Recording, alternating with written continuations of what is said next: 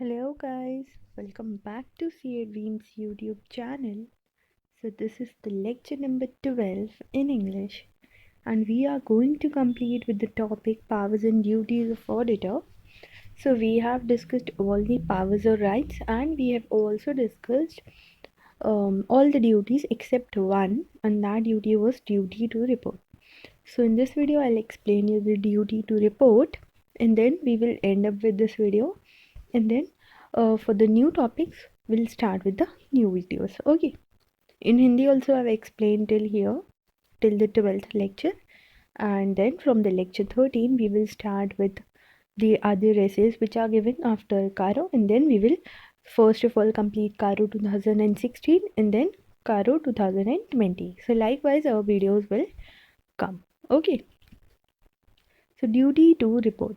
Now you have already studied that it is the right also and it is the duty also to report to the members whatever you have calculated, whatever you have estimated from the work you have done on the financial statements. You have to report it to the members. So under the provisions of section number 143 subsection 2, the auditor shall make a report to the members of the company and accounts examined by him, and in every financial statements which are required by or under this act to be laid before the company in general meeting, and the report shall, after taking into account the provisions of this act, the accounting and auditing standards and matters which are required to be included in the audit report under the provisions of this act, or any rules made thereunder, or under any order made under subsection 11. Now you will say, ma'am, what is this written? So students, this is nothing new. You have already studied everything. I hope you remember the topic audit report, chapter number 11 of your module. So there you have studied all the aspects which you have to cover in your audit report, right? Forming an opinion, basis for opinion, what was all those were elements of audit report. So they have just said the same thing only, that in your section number 143 subsection 2 it was written that as an auditor you have to make a report and you have to report to the members, right? You have to give that audit report to the members in the general meeting. Also, they are saying that in the audit report you should consider all the accounting standards and auditing standards. So, and the report should be as per the provisions. That means all the all the elements which you have studied in chapter number 11. So they are just saying that you should include all the elements, and all the you have already studied everything which they have mentioned here. So discussing forward, further auditor has to report whether to best of his information and knowledge to say the accounts financial statements give a true and fair view of the state of the company affairs as at the end of its financial year, or and profit or loss and cash flow for the year and following matters as prescribed. So again they are saying the same thing. This you have already studied, that in your report you have to state that whether the financial statements at the end of financial year are those financial statements giving a true and fair view of the company's position. So this all you have to state. Okay, so till here you have already studied.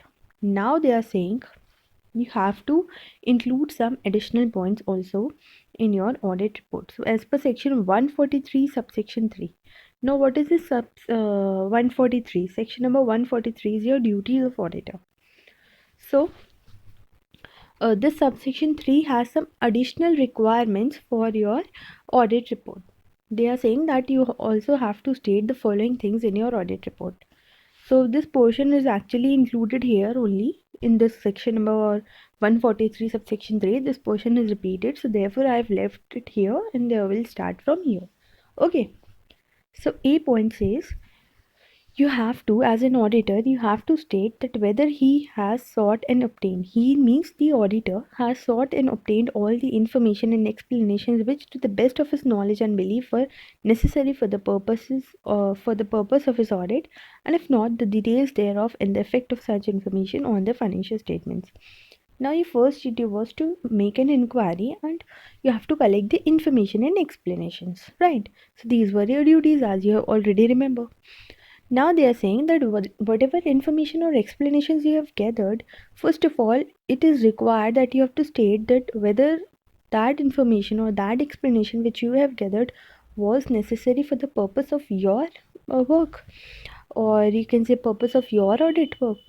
Okay, so this you have to state, and if not, then you have to state the details, that what is the effect of those details on the company's financial statements. So this you have to state that whether those information which you have obtained, is it necessary, and also if not, if it is not necessary, then you have to state the effect of such information.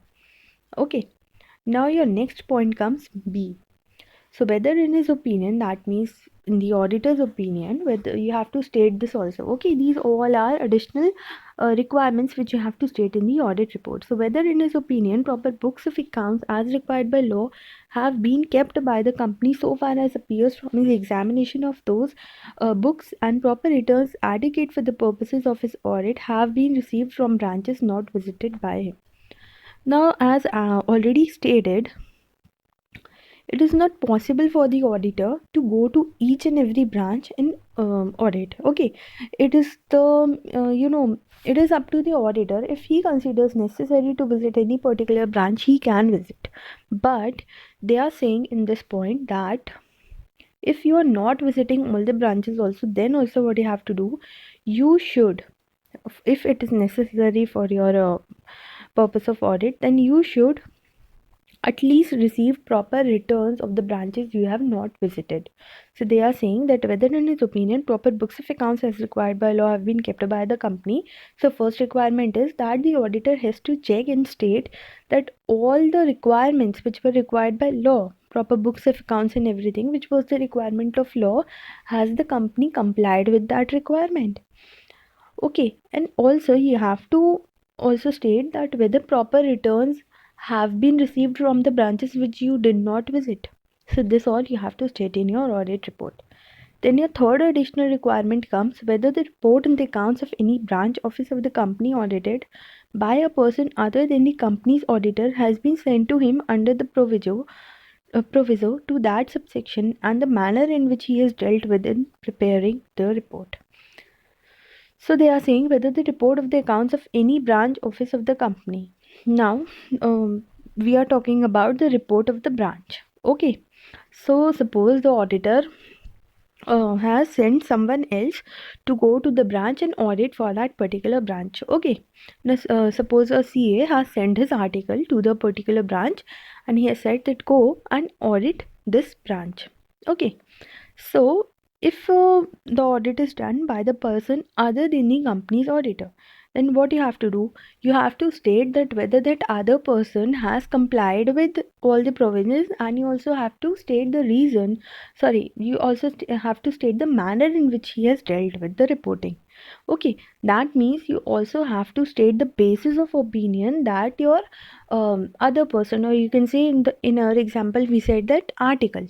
Okay, so you have to state that how that article has prepared his audit reports. You have to state the reasons and everything. Now your fourth point is whether the company's balance sheet and P&L dealt with in the report are in agreement with the books of accounts in return. So you have to also state that whether the balance sheet and P&L you have dealt in the report, so is it in agreement with the books of accounts? That means both are same, or you can say both are matching. Then your fifth point is whether in his opinion the financial statements comply with the accounting standards. Sixth point is the observations or comments of the auditors on financial transactions or matters which have an adverse effect on the functioning of the company. Now you have to separately state all the observations or comments which have a negative effect on the functioning of the company. G point is whether any director is disqualified from being appointed as a director. Now, if any particular person or director is disqualified to become the director, then you have to state it separately. Then your next point is any qualification, reservation, or adverse remark relating to the maintenance of accounts and other matters concerned therewith.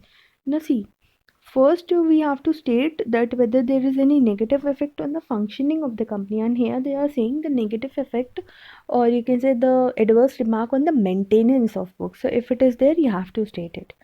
Then your next point is whether the company's adequate internal financial controls with reference to the financial statements. Okay, so this is one of the a requirement that you have to state that whether the company has proper internal financial controls. But this requirement is not relevant for the companies which are OPC, small company, or a company whose turnover is less than 50 crores and borrowings is also less than 25 crore. If these are the companies, these are the private companies, then you do not have to comply with this requirement. That means you do not have to state that whether they are maintaining or not maintaining. Okay, these are exempted from this requirement, but for rest of the company you have to state. Then your last point is such other matters as may be prescribed. Rule 11 of the Companies Audit and Auditors Rule 2014 prescribe the other matters to be included in the audit report. The auditor's report shall also include their views and comments on the following matters. Now you also have to state whether the company has disclosed the impact, if any, pending litigations on its financial position in its financial statements. Now if there is any pending litigation against the company, you have to state in the audit report. Now, whether the company has made provision for the under any law or accounting standard for foreseeable losses, so this also you have to state, and whether there has been a delay in transferring amount required to be transferred to the investor education and protection fund. Now, there is a particular amount that you have to transfer, that the company has to transfer to IEPF, and if there is any delay in those transfer, you have to state in your audit book. So this all you have to state additionally. So this is your duties of auditor, and from the next videos we will discuss with the remaining topics. Okay, so I'm ending this video here and we'll start with the remaining topics from the next videos. Okay, so I hope you are getting benefited, and for any doubts feel free to comment down.